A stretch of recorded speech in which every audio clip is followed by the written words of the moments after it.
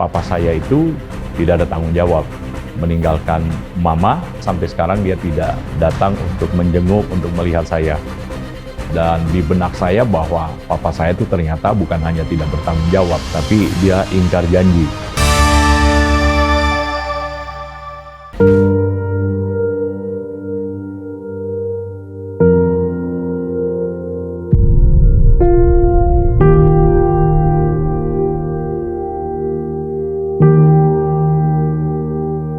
Papa saya itu tidak ada tanggung jawab.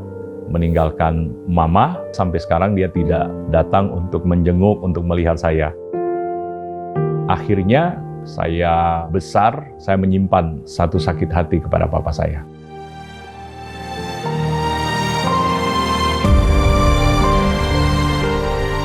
Dan selama 2 tahun itu, saya dididik ya tentu oleh mama dan om-om saya.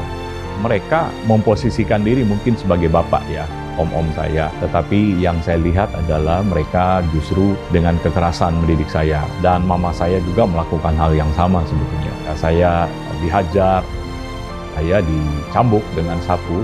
Akhirnya saya menyimpan satu sakit hati.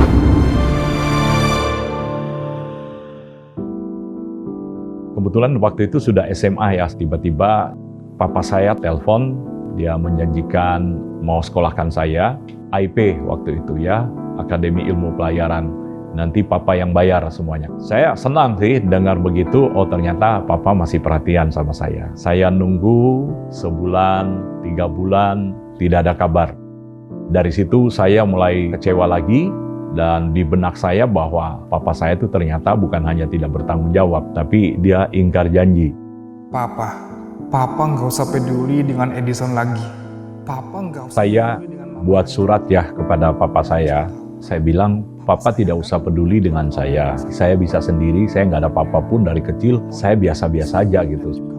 Memang setelah saya kirim surat itu, seminggu kemudian papa saya meninggal.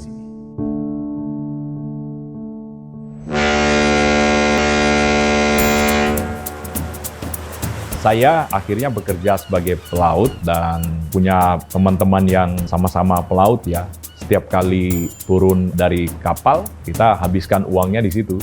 Kita pergi ke bar, ke diskotik. Jadi kami pergi ke Banjarnegara pada waktu itu dan saya kena demam. Akhirnya diputuskan saya harus ke rumah sakit. Sampai di sana, keputusan dari dokter saya harus dirawat. Karena penyakit saya ini sudah akut dan sampai saya, mohon maaf itu buang airnya, buang air darah. Jadi setelah saya sembuh, saya ingat dengan janji saya putuskan untuk saya tidak naik ke kapal lagi. Oh ya, ngomong-ngomong, habis ini kita kemana ya? Mau makan, mau main, apa kemana? Kami dikenalkan saat itu. Karena saya seorang pengerja, tidak ada kejelasan untuk biaya hidup, tapi waktu itu calon istri saya juga menerima saya apa adanya. Dan ternyata dengan proses yang kita jalani, ternyata memang dari Tuhan dan saya akhirnya menikah dengan Pak Edison.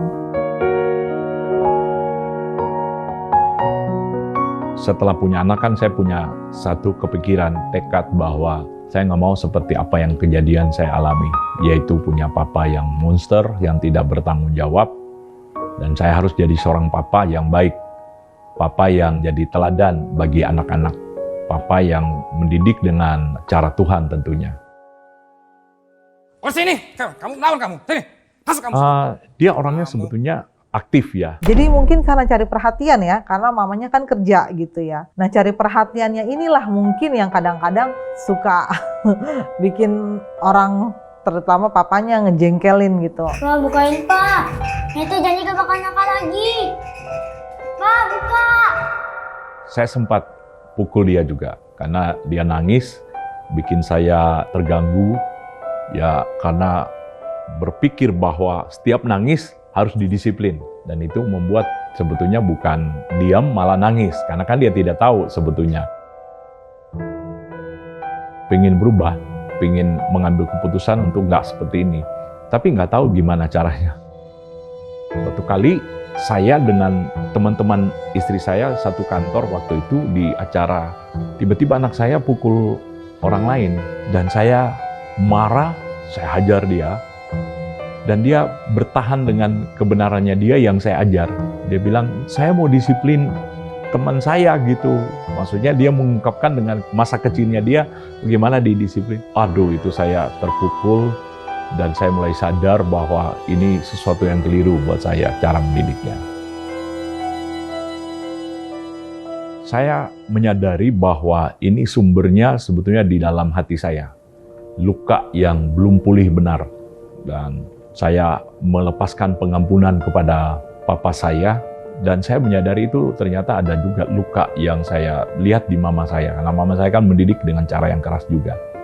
Hanya saya minta maaf sama mama saya, dan apa yang dilakukan mama ya mungkin karena dia ngelihat papa di diri saya gitu ya. Jadi dia mendidik dengan cara keras, dan itu benar-benar mengalami pemulihan, karena kalau itu nggak pulih, saya akan melakukan hal yang sama. Sayang, Papa minta maaf ya nak.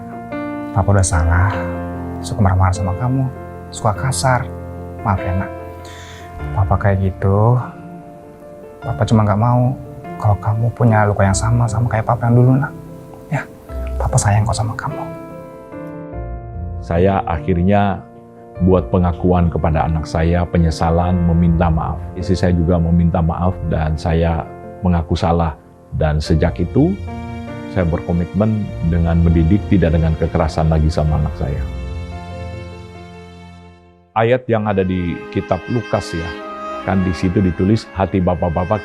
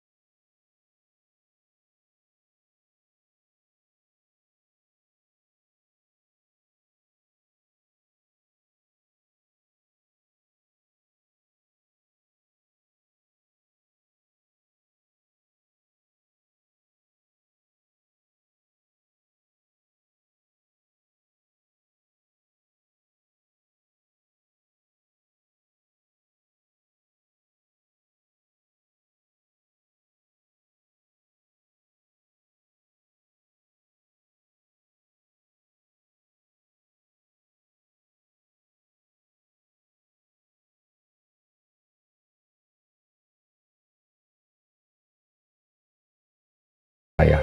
Dan saya mengimani itu bahwa memang Tuhan itu tidak pernah meninggalkan. Dia Bapa yang bertanggung jawab atas hidup saya.